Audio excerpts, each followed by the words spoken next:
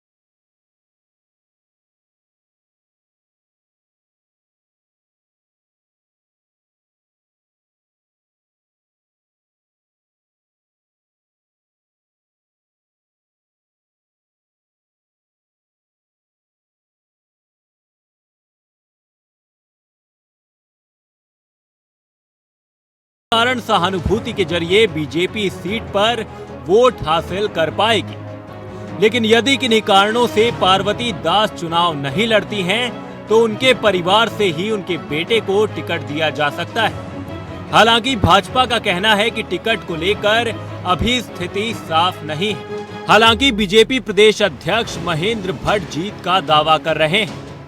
महेंद्र भट्ट का कहना है कि बीजेपी इस चुनाव को चंपावत उपचुनाव की तरह लड़ेगी और विरोधियों की जमानत जब्त कराएगी। चुनाव के लिए बीजेपी संगठन हमेशा तैयार रहता है।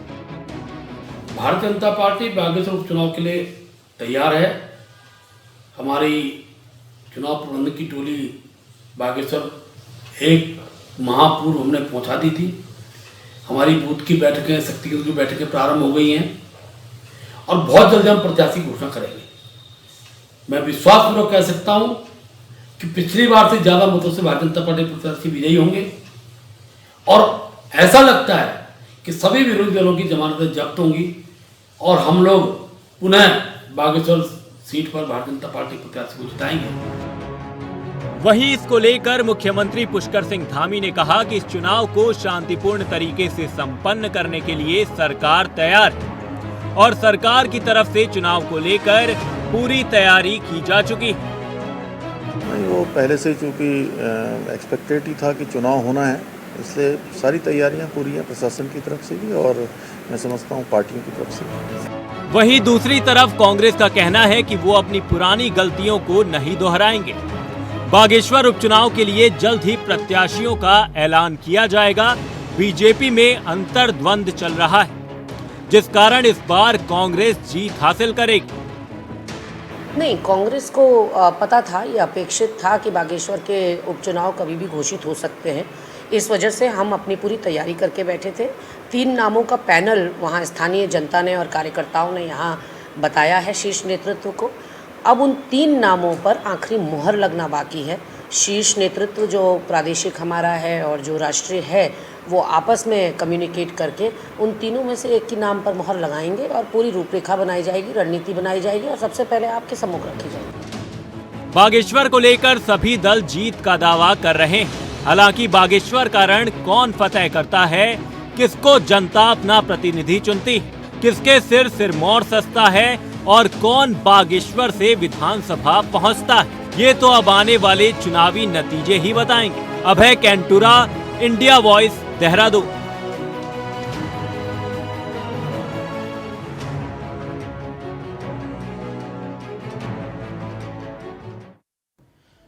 बागेश्वर उपचुनाव, सियासी संदेश क्या है, सीधा रुख करेंगे। इस वक्त हमारे साथ जो मेहमान जुड़ रहे हैं उनसे आपका परिचय करवा देते हैं। हमारे साथ इस कार्यक्रम का हिस्सा वीरेंद्र बिष्ट जुड़ चुके हैं, जो कि बीजेपी के अनुभवी चेहरों में से एक हैं। लखपत बड़ौला साहब कांग्रेस के अनुभवी चेहरों में से एक हैं। उमा सिसोदिया जी, जो कि आम आदमी पार्टी का चेहरा है।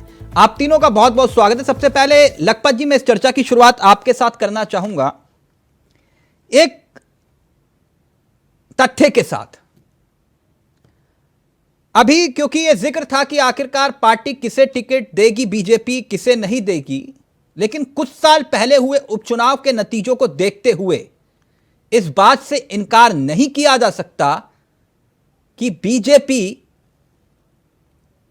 ने एक परंपरा शुरू की है कि पार्टी ने ऐसी जब स्थिति आती है तो बेटों की बजाय पत्नियों को चुनाव लड़ा दिया।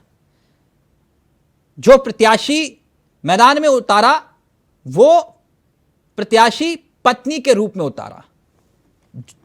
इसका आधार है 2018 में थराली उपचुनाव हुआ, तब जो शाह साहब थे, अगर मैं सही हूं लखपत जी, मदन लाल साहब, हाँ जी, तो उनकी पत्नी मुन्नी देवी, और फिर उसके बाद 2019 के पिथौरागढ़ का चुनाव हुआ प्रकाश पंत जी की जगह। जब उनका निधन हुआ तो उनकी पत्नी चंद्रा पंत जो हैं उनको टिकट दिया गया था। तो ऐसे में संकेत साफ है लखपत जी कि पार्वती दास जी को टिकट दिया जा सकता है, जो कि चंदन राम दास जी की पत्नी है।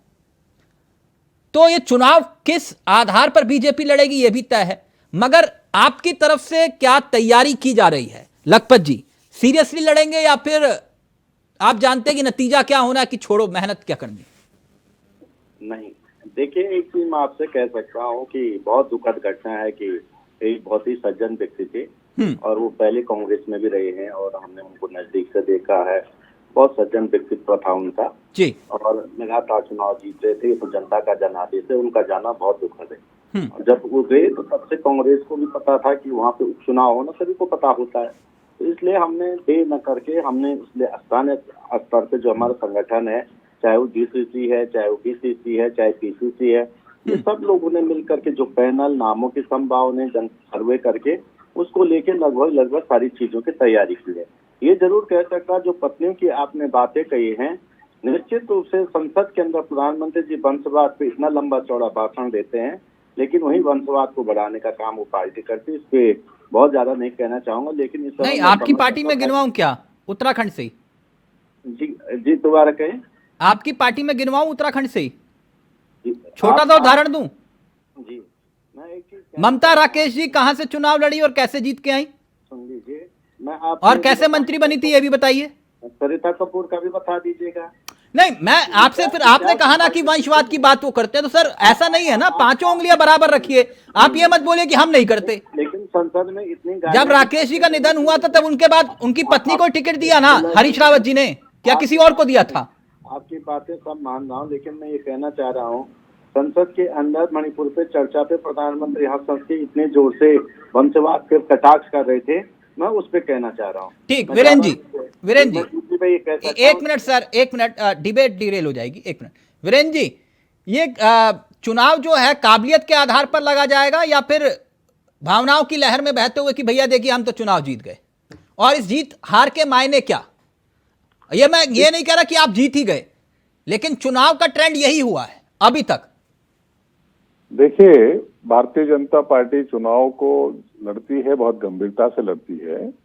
हम कभी भावनाओं पर चुनाव नहीं लड़ते हैं। आपने चंपावत का चुनाव भी देखा, मुख्यमंत्री जी चुनाव लड़ रहे थे, लेकिन पार्टी ने बूथ स्तर पर, शक्ति केंद्र स्तर पर, मंडल नहीं, स्तर पर मुख्यमंत्री का चुनाव लड़ना अलग है। जब किसी का निधन होता है उसके बाद सीट खाली अरे होती है, भाई, उनके अरे भाई, परिवार को मैं ये- टिकट अरे- देने का मतलब अरे ही यही होता है। तिलक जी, आप मेरी बात सुनिए, आपकी भावनाओं की बात पर बात कर रहा हूँ जी, कि मुख्यमंत्री जी का इतना बड़ा नाम था तो हमको पूरे प्रदेश के कार्यकर्ताओं को, पदाधिकारियों को, सांसदों को उस वहां पर काम करने की कोई आवश्यकता नहीं थी। मैं एक उदाहरण दे रहा हूँ। ऐसा ही बागेश्वर का चुनाव है। मैं आपको बता दूं कि हमने जो काम किया है फील्ड पर, 188 बूथ हैं, 43 हमारे शक्ति केंद्र हैं, 4 हमारे मंडल हैं और 1,28,000 के लगभग वहां मतदाता है। हमने हर बूथ पर पहले ही पालक बना दिया है, हमने संयोजक बना दिए हैं, शक्ति केंद्र के पालक और संयोजक बना दिए हैं, हाँ। मंडलों के हमने प्रभारी बना दिए हैं, सांसदों को भी ड्यूटी दे दी है, विधायकों को भी ड्यूटी दे दी है, पदाधिकारियों को भी लगा दिया। ठीक। तो आप समझ रहे हैं ना कि हम कोई इमोशनल कार्ड नहीं खेल रहे हैं। नहीं, हम अभी जनता लाइव में के बीच- कमेंट आया, पढ़ के सुनाऊं सर। वो ये कह रहे हैं कि अगर आप इमोशनल कार्ड नहीं खेल रहे हैं हाँ, तो फिर परिवार के किसी सदस्य की बजाय किसी और को टिकट देकर दिखाओ। देखिए, वो बात आपकी बिल्कुल सही है, लेकिन एक मानवता का सबसे बड़ा धर्म है, गुण है। सर फिर कि वही जो पैमाना व्यक्ति- हुआ ना सर। नहीं, एक तरफ नहीं, आप नहीं, कह रहे हैं कि एक हम बात इमोशनल सुनिए। कार्ड नहीं खेलेंगे, नहीं, दूसरी हम तरफ कह रहे हो इमोशनल मानवता कार्ड का नहीं आधार खेल रहे है हैं, लेकिन कि भैया मानवता का अगर आधार- विधायक अगर वो मंत्री नहीं। थे तो उनके परिवार में से ही किसी को टिकट देंगे। तिलक जी, उन लोगों का एक दबाव रहता है, उनके परिवार का, उनके परिवार के लोगों का, कार्यकर्ताओं का, कि उनकी एक पीढ़ी जो राजनीति में है हाँ। वो आज नहीं है, तो उनको लगता है कि उनके नहीं, परिवार से बिल्कुल किसी सही को कह रहे हैं आना आप, इसमें चाहिए। कोई दो राय नहीं। ठीक, एक मिनट उमा जी, जो बात वीरेंद्र जी कह रहे हैं ना कि ये मसला इमोशनल कार्ड का नहीं है। हम लोग काबिलियत के आधार पर जो है चुनाव लड़ेंगे, चुनाव लड़के नतीजे आएंगे और जीत के साथ लोकसभा के चुनाव की तरफ बढ़ेंगे। आप लोगों का क्या प्लान है? क्या कांग्रेस जिंदाबाद के नारे लगाएंगे या फिर कुछ और प्लान किया आप लोगों ने?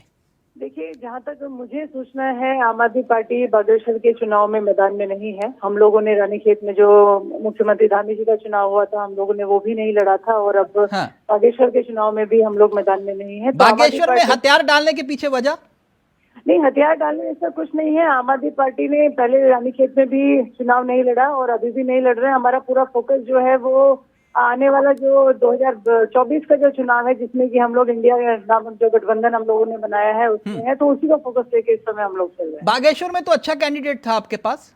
जी बिल्कुल, बागेश्वर में हमारे पास लगभग 18,000 वोट आया था और हम लोग उम्मीद करते हैं कि 18,000 वोट जो है ये कांग्रेस को शिफ्ट होगा, तो कांग्रेस का जो विधायक है उनको, सॉरी, जो सांसद जो चुनाव लड़ेंगे उनको जीतने में, तो 18,000 वोट लाने के बावजूद आप हथियार डाल रहे हैं, मैं ये नहीं समझ पा रहा हूं इसके पीछे वजह। देखिए, इसके पीछे वजह जहाँ तक मुझे समझ में आती है वो ये है कि अभी हमारे आला कमान जो दिल्ली में है वो उत्तराखंड के इस चुनाव की तरफ बिल्कुल ध्यान नहीं दे पा रहे हैं। अच्छा। उनका पूरा फोकस जो है 2024 का चुनाव है। हम लोगों ने वहाँ तो पे मतलब जाकर आला बाहर कमान ने रखी, तो आप वहाँ लोगों से को अपने कोई- हाल पे छोड़ दिया, कुल मिलाकर ये है। देखिए तिलक जी, ये कटु शब्द आप यूज कर सकते हैं, हम यूज नहीं कर नहीं सकते। मैं तो हमें हमारी आधार पार्टी मैं की आधार रणनीति का मैडम, पता अगर है आप कि लोग हमने- आप दिक्कत ये है, मैं लखपत जी से कोई सवाल पूछता हूँ कहते हो कि तिलक तुम ऐसे इस्तेमाल कर सकते हो, आपसे कहता हूँ तो दिक्कत वीरेंद्र जी से। मैं तो आधार देकर बात करता हूँ ना, मैं ऐसे बात नहीं करता। मैं आधार देकर आपको प्रमाण दे सकता हूं यहाँ पे कि पार्टी आला कमान ने आप लोगों को अपने हाल पे छोड़ दिया। आप कहिए तो सबके सामने बोल दूं, बोलूं? नहीं, बिल्कुल आप सबके सामने बोलिए। आप सबके सामने बोल देता हूं। लोकतंत्र का चौथा आपके स्तंभ पार्टी को मजबूत आपका सिस्टम है। प्रदेश अध्यक्ष आज तक नहीं मिला, क्यों नहीं मिला बताइए जनता को। देखिए, हमारे प्रभारी जी इस समय यहाँ पर नए जो प्रभारी जी हमारे आए हैं, आपके नए प्रभारी और पुराने प्रभारी, मैं पूछ रहा हूं कि आपको प्रदेश अध्यक्ष क्यों नहीं मिला अभी तक, ये बताइए ना। अगर आप कह रहे हो कि आला कमान ने आपको अपने हाल पे नहीं छोड़ा, इसका ये सबसे बड़ा प्रमाण है। आपका ना संगठन ना 3 में था 13 में, आपके पास प्रदेश अध्यक्ष है नहीं, किसके नाम पर जिंदाबाद के नारे लगाओगे? तभी तो मैंने कहा था आपसे कि आपके हाल पर छोड़ दिया आला कमान ने आप लोगों को। देखिए, आम आदमी पार्टी के नए प्रदेश प्रभारी यहाँ पर आए हैं। उन्होंने पहले गढ़वाल मंडल में दौरा किया। उन्होंने, आपको पता होगा कि बरसात के टाइम जुलाई में उन्होंने कुमाऊं मंडल मैडम में अगर दौरा इतनी किया। कुव्वत है, अगर आपको लगता है कि आपका संगठन खड़ा है तो बागेश्वर में प्रत्याशी लड़ा दो, मैं मान जाऊंगा। है दम है। देखिए तिलक जी, हम लोगों ने रानीखेत में भी नहीं लड़ा था। तो और अभी मैडम मैं बागेश्वर वही में कह रहा हूं भी ना, नहीं लड़ रहे आपने हैं। रानीखेत में अपनी जमानत जब्त करवाई थी, अधूरी बात बोलते हैं आप। आपने बागेश्वर में 18,000 वोट हासिल किए, ये पूरी बात हुई। एक जगह जहां पे 18,000 वोट हासिल किए, आप वहां कहते हो कि नहीं वहां नहीं लड़वाएंगे। वीरेंद्र जी, समझ में आया आपको कुछ? ये बड़ा झालमेल है। ये तो इनका हाल है, यही बता पाएंगे। हाँ। अब वो कुछ इनको हासिल होने वाला नहीं है उत्तराखंड राज्य में, इसलिए अपनी झेप मिटाने के लिए चुनाव नहीं लड़ रहे हैं। नहीं, वो कह रहे कल आप कांग्रेस लोग- का साथ देंगे, 18,000 वोट शिफ्ट करवा देंगे। आप देख लेना कि कांग्रेस को कितना वोट मिलता है। हाँ। कांग्रेस कितनी गंभीर है इस चुनाव को लेकर, आप जान रहे हैं, देख नहीं, रहे हैं। अगर 18,000 वोट शिफ्ट करवा दिया, छोटी सी मतलब, समझ रहे हैं आप? अरे तिलक जी, किसका वोट कहाँ शिफ्ट हो रहा है? उस व्यक्ति का अपना वोट था, उसने अपनी मेहनत करी थी। हाँ। और वो मुझे लगता है कांग्रेस का प्रत्याशी भी हो सकता है।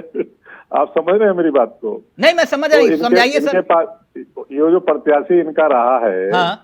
वो कांग्रेस से भी टिकट मांग रहा है, या कांग्रेस के लोग भी उस पर डोरे डाल रहे हैं, जो सूचना वहाँ लोकल मिली है। कहानी ये है। हाँ, तो दिक्कत उमा जी ये भी छुपा आने रही वाली है। थी, इसका मतलब। हाँ, ये दिक्कत दिख के आ रही है।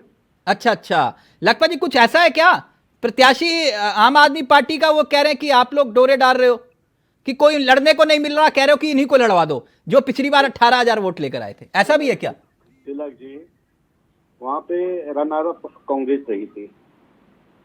ये जरूर है कि उस पार्टी को सबसे प्रदेश में सबसे ज्यादा वोट उस सीट पे पड़ा था। मैं ये कह सकता हूँ बसंत जी को, और ये निश्चित रूप से कह सकता हूँ कि भाजपा वालों ने जिस तरह से पूरी आपको लेकर के, उनके प्रदेश अध्यक्ष से लेकर सारे लोगों को ले लिया है, क्या पता इस चुनाव में क्या करें। और ये जरूर है कि कांग्रेस में जो कोई आना चाहता, कांग्रेस को मजबूत करना चाहता है, इस देश को मजबूत करना चाहता है, हम स्वागत करेंगे। लखपत जी, अगर ये जिक्र छेड़ी गया बड़े बड़े नेताओं का, तो एक छोटा सा वाक्य आप लोगों को याद होगा, मैंने पहले भी इसका जिक्र किया था। अगर ईमानदारी से चुनाव लड़ना चाहते हो तो हार को जानते हुए भी लड़ने वाला खिलाड़ी एक था उत्तराखंड में, नाम बताऊं उसका? सितारगंज उपचुनाव हुआ, मैं बता रहा हूं, आपके पास ऐसे चेहरे हैं तो जाके लड़वा के दिखा दीजिएगा। सितारगंज उपचुनाव हुआ, विजय बोगड़ा चुनाव लड़े थे, 2012-13 का जिक्र कर रहा हूं। प्रत्याशी कौन था? कौन था प्रत्याशी उनके खिलाफ? माननीय प्रकाश पंत जी। मैं गलत तो नहीं हूं वीरेंद्र जी, लखपत जी, उमा जी? सही कह रहा हूं ना? प्रकाश पंत जी ने मुझसे कहा चुनाव हार रहा हूं, कोई दिक्कत नहीं, लेकिन लड़ूंगा। सितारगंज में यह बात बोली मुझको कि बोले तिलक मैं पक्का लड़ूंगा, और लड़ूंगा, और जीतूंगा नहीं जीतूंगा ये भाग्य में, लेकिन लड़ूंगा जरूर। अगर उस समय प्रत्याशी नहीं मिल रहा था बीजेपी ने, तब एक बार बोला पंत जी जाकर चुनाव लड़ेंगे। सितारगंज, पिथौरागढ़ कहां और सितारगंज कहां, जमीन आसमान का फर्क, लेकिन लड़े ना। लखपत जी, आपके पास तो ऐसे खिलाड़ी हैं जो कहते हैं सत्ता मेरे जूते की नोक पर, जहां से बोलोगे 15 दिन पहले बताना चुनाव लड़ूंगा, चुनाव जीत के दिखा दूंगा। लड़वा दो आप। गलत तो नहीं बोला उमा जी? तिलक जी, लड़वाइए उनको ना, क्या दिक्कत है? लड़ जाएंगे, लोकसभा भी लड़वा दो। पहले तो मैं कैसी रही? जहाँ तक सुन लीजिए, मैं आपसे वो सीट रिजर्व सीट है, उस पे मैं एक जरूर कह सकता हूँ, रिजर्व सीट पर रिजर्व दे के चुनाव लड़ेंगे। पिछली बार ठीक, मैं अपनी गलती को सुधार करता हूँ। सुन लीजिए, मैं उनको प्रभारी बना दो उस सीट का, ये तो हो सकता है ना? सुन लीजिए, मैं पूरी बात कह लेता हूँ। हाँ।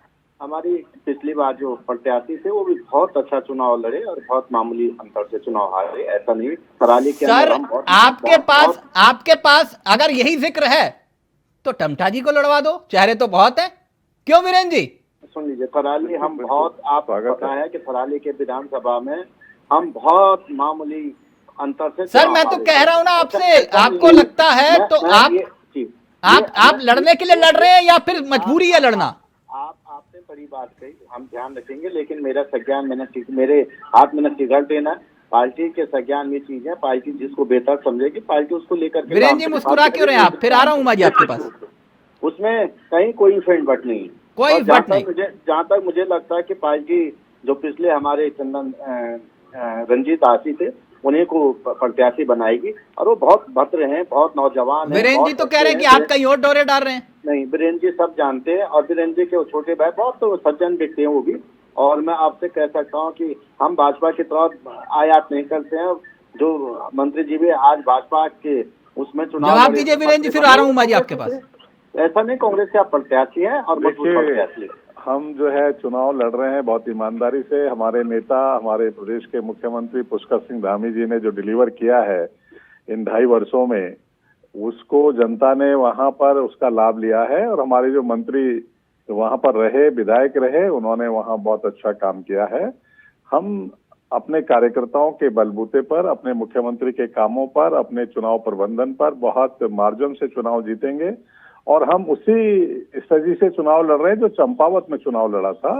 इनको अपने बूथों पर वोट नहीं मिलेंगे, ये मैं आज दावे के साथ आपके ऐसे ही है सामने कह रहा उमर, हूं। ये वीरेंद्र जी बड़ी कह रहे हैं कि ये इनके बस की नहीं है कि वोट शिफ्ट करवा दें।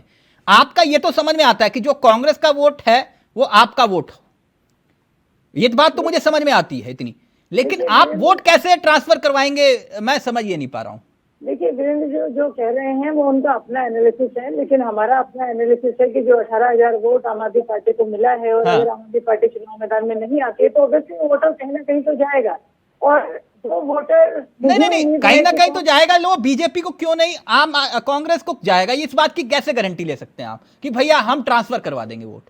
तिलक जी, अभी आपने जो बात बोली है मैं उसी बात को आगे कर रही हूँ। आपने कहा कि आपका और कांग्रेस का वोट बैंक एक ही है, ये बात तो आपने अभी बोली है। हाँ। तो अगर हमारा वोट बैंक एक ही है तो अगर हमारे पास कैंडिडेट हमने खड़ा नहीं किया तो ऑब्वियसली वो जो वोटर है हमारा वो वापस कांग्रेस में ही जाएगा, क्योंकि वो कांग्रेस। यानी आप ये मान रहे हैं कि आप कांग्रेस का वोट काटते थे, इसका मतलब बीजेपी ने जो कहा था, कांग्रेस आपको कहती थी कि वो आप वोट कटवाएं, आप वही बात कर रही हैं?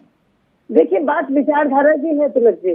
कांग्रेस भी सेक्युलर विचारधारा की है और आम आदमी पार्टी भी। हम लोग हिंदू मुस्लिम की राजनीति में, यानी आप दोनों एक विचारधारा के हैं? कहीं ना कहीं हमारी विचारधारा कांग्रेस नहीं, आप दोनों की एक ही विचारधारा है कुछ मामलों में।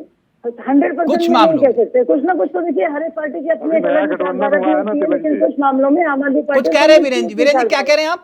मैं कह रहा हूँ अभी नया गठबंधन हुआ है तो कुछ तो थोड़ा बहुत सहानुभूति दिखानी पड़ेगी। अच्छा, इसीलिए वो कह रहे हैं हमारी विचारधारा मिलती है। मतलब जिस विचारधारा के खिलाफ आंदोलन हुआ और उस आंदोलन से जिस पार्टी का जन्म हुआ, जिस आंदोलन की कोख से, आज कह रहे हैं कि हमारी विचारधारा तो मिलती है कुछ हद तक। उमा जी बहुत बढ़िया। देखिए तिलक जी, हम लोग हिंदू मुस्लिम की राजनीति नहीं नहीं, बात हिंदू मुसलमान की तो हुई नहीं है। नहीं, आपने कहा कि हमारी विचारधारा मिलती है तो मुझे याद आ गया। मतलब जिस पार्टी के खिलाफ आपने आंदोलन किया और उस आंदोलन की कोख से आपकी पार्टी का जन्म हुआ, और आज आप कह रहे हो कि नहीं, इन्हीं से तो हमारी मोहब्बत थी। तो हमने आगे बढ़ाया, आपने कहा कि हम दोनों का वोट बैंक एक है, तो मैंने कहा बिल्कुल अब एक मिनट, ये तो फिर सोने पर सुहागा हो गया लखपत जी। ये कह रहे हैं कि हम तो वोट भी ट्रांसफर करवा देंगे, वो भी 18,000। समझ रहे हैं सर, उत्तराखंड में 4-4 वोट से लोग हार गए चुनाव, ये कह रहे हैं 18,000 वोट ट्रांसफर करवा देंगे। देखिए, ये तो आपको समझना पड़ेगा कि ये एंटी भाजपा वोट था, और जब दो दल चुनाव लड़ेंगे तो जो भाजपा के विरोध में होगा वो कहीं ना कहीं एंटी भाजपा वोट जाएगा। और उसमें ना ये नहीं कहता 100% जाएगा, लेकिन 70-80% तो जाएगा ना, इसमें कोई फिल्म बट नहीं। सर राजनीति में 1 और 1 2 नहीं होता सर, जानता हूँ, वो मैं जानता हूँ, लेकिन इस समय भाजपा को एक नहीं, अगर इसके बावजूद अगर आप ये कह रहे हैं कि आम आदमी पार्टी का वोट और हमारा वोट अगर मिल जाएगा तो बीजेपी हार जाएगी, और अगर फिर भी आप हार गए तो? मैंने ये कहा है कि जो वोट पड़ा वो एंटी भाजपा पड़ा है। इसमें तो वीरेंद्र जी भी कोई वो नहीं कर सकते, डिनाई नहीं कर सकते इस बात को। लेकिन मैं ये जरूर कह सकता हूँ कि समय मुश्किल इसलिए है कि चंदन दास जी ने अपने को सिद्ध किया था। हाँ। तो बहुत अच्छे व्यक्ति थे और लोगों के बीच थे, लेकिन वो बात उनके जो ये उनको रिप्लेस करने की बात कर रहे हैं, उनकी छवि बहुत, जहाँ तक मुझे पता चला, मैं किसी पे व्यक्तिगत चीजें नहीं कहनी चाहिए, लेकिन जितना हमें पता चला बहुत स्वीकार्यता नहीं है। और वो स्वीकार्यता भाजपा जानते हैं और भाजपा किस तरह से करती है, ये देखने वाली जो कह रहे हैं ये यही जाने। चुनाव मैंने जैसा आपसे कहा है कि हम अपने काम के बूथ पर और अपने पार्टी के कार्यकर्ताओं की मेहनत पर चुनाव जीतेंगे। हमारे यहाँ कार्यकर्ता आधारित पार्टी है, नेता का चयन पार्टी का शीर्ष नेतृत्व करता है, और कार्यकर्ता उसके गले में माला डालते हैं और पार्टी की विचारधारा के अंतर्गत काम करते हैं। ये पार्टी की विचारधारा है। मुख्यमंत्री जी के जो काम है पुष्कर सिंह धामी जी के, उन कामों का लाभ मिलेगा और जो वहां पे चंद्रराम दास जी ने जो काम किए उसका लाभ भी मिलेगा। नहीं, वो कह रहे हैं जिनको आप टिकट देना चाह रहे हैं उनकी स्वीकार्यता नहीं है। स्वीकारता भारतीय जनता पार्टी की है और जब स्वीकारता भारतीय जनता पार्टी की होता है तो जो उसको नेतृत्व प्रदान करने वाला कार्यकर्ता होता है तो उसकी स्वीकारती जनता स्वयं अपना लेती है और वो अच्छा परिवार है और उस परिवार ने वहाँ सेवा करी है, उसकी लाभ जनता उनको देगी। लखपत जी वो कह रहे हैं सेवा की है। नहीं, मैं आपसे निश्चित रूप से कह रहा हूं, उसी परिवार में झगड़ा है। माँ कह रहे बेटे को टिकट दे दो और पार्टी कह रहे नहीं हम तो तुमको टिकट देंगे। पहले तो इसी उलझन को देखना, माँ बेटे में एक रूपता बनती नहीं बनती है, ये भी एक महत्वपूर्ण बात हमें नहीं कहना चाहिए वैसे, क्योंकि दुख की बात है, राजनीति नहीं की जा सकती। कोई दिक्कत नहीं बुटोला जी, आप उसकी चिंता मत करिए, आप अपने संगठन को खड़ा करिए, देखते हैं क्या आपकी स्थिति होती है। कंफ्यूज है कि किसको टिकट दे। बेटा कह रहा है कि नहीं, माँ कह रहे नहीं बेटे को टिकट दो, बेटा कह रहा है मुझे टिकट दे दो, माँ कह रहे तो बेटे को दे दो। माँ तो कई बार झोली लेके आ गई कि बेटे टिकट बेटे को दे दो, लेकिन पार्टी करे नहीं तुम्हें ही चुनाव लड़ना है, तुम्हें ही शहीद होना है। तो ये बीजेपी के पार्टी के कार्यकर्ताओं की पार्टी होती है। तो मैं समझता कि भाजपा किसी और को भी मौका दे सकती थी। भाजपा जो कहती है कि हम क्या कहते हैं किसी नए कार्यकर्ता। देखिए भाजपा किसको मौका देती है किसको नहीं देती है ये आने वाला भविष्य है, लेकिन उस परिवार के प्रति हमारी सहानुभूति है। वो परिवार हमारा कार्यकर्ता रहा है, उसने पार्टी की सेवा करी है, उनके परिवारजन हैं, सामाजिक लोग हैं, वो चाहते हैं कि उनके परिवार से किसी व्यक्ति को टिकट मिलना चाहिए। उनका हम पर दबाव है और पार्टी जिसको भी टिकट देगी जनता के अंदर उसकी स्वीकारता रहेगी। ठीक, आप किसके परिवार में क्या समस्या, अब वो पारिवारिक मसला है ना लखपत जी, उसको डिस्कस करना या ठीक भी नहीं है। फिर ऐसी कहानी आ जाएगी, एक मंत्री ऐसे ही फिर स्थिति आई तो देवर और भाभी में खनक गई। वो कह रहे नहीं मैं चुनाव, वो कह रहे नहीं पहले बोली भाभी की देवर को लड़वाओ, फिर देवर भाभी में आपस में वो फिर आपस में ही है। अब जो है विषय ये हुआ कि जब चुनाव होता है तो वो देवर भाभी आपस में चुनाव लड़ते हैं। ऐसी स्थिति राजनीति में पैदा हो जाती है। आप ही ने टिकट दिया उनको, है ना। तो ये स्थितियां यहां ऐसे पारिवारिक मसलों को यहां नहीं करना चाहिए, ठीक है ना लखपत जी। ऐसा नहीं है कि सब आप कुछ अलग करते हैं, आप भी वही करते हैं जो बीजेपी कर रही है। मैं वो नहीं कह रहा हूं, मैंने तो ये कहा नहीं, आप पारिवारिक कह रहे हो ना कि वो माँ कह रही है बेटे को लड़वा दो, वहां पे भी तो यही स्थिति हुई थी ना। मैंने तो इतना कहा है कि जहाँ एक रूपता नहीं है, भाजपा में असमंजस है, उस स्थिति के लिए कहा मैं अब कुल मिलाकर उमा जी ने कहा कि आपकी और हमारी विचारधारा मिलती है, 18,000 वोट ट्रांसफर करवा देंगे आपको। अब आप आगे की तैयारी करिए, 18,000 प्लस की तैयारी करिए। 18,000 उमा जी ने गारंटी दे दी यहां पर कि हमारे पास 18 था, 18 हमने आपको ट्रांसफर करवा दिया। ठीक, यही था ना उमा जी। और आपकी और इनकी विचारधारा मिलती है, जैसा इन्होंने कहा। यह मेरे लिए बड़ी खबर है कि आम आदमी पार्टी और कांग्रेस की विचारधारा मिलती है। उमा जी मैं कोई काटपीट तो नहीं कर रहा ना? नहीं, बिल्कुल काटपीट नहीं कर रहे हैं। जो सांप्रदायिक ताकतें हैं देश के लोकतंत्र को तोड़ने वाली, उन ताकतों के खिलाफ आम आदमी पार्टी और कांग्रेस एक साथ खड़ी है। चलिए, बेस्ट ऑफ लक, बहुत बहुत शुक्रिया। उमा जी कह रहे प्रत्याशी नहीं उतारेंगे, आपको 18,000 वोट ट्रांसफर, और वीरेंद्र जी कह रहे अपने काम के आधार पर जाएंगे, इमोशनल कार्ड नहीं खेलेंगे। अब सभी मुस्कुरा रहे हैं और सभी जानते हैं कि क्या कहानी है। बहुत बहुत शुक्रिया लखपत जी आपका भी, वीरेंद्र जी आपका भी, और उमा जी आपका भी। तो कांग्रेस खेलेगी किस पर दाव और बीजेपी किस प्रत्याशी को उतारेगी, कुछ ही घंटों के बाद स्थिति हो जाएगी साफ। नमस्कार, जय हिंद, जय भारत, जय उत्तराखंड।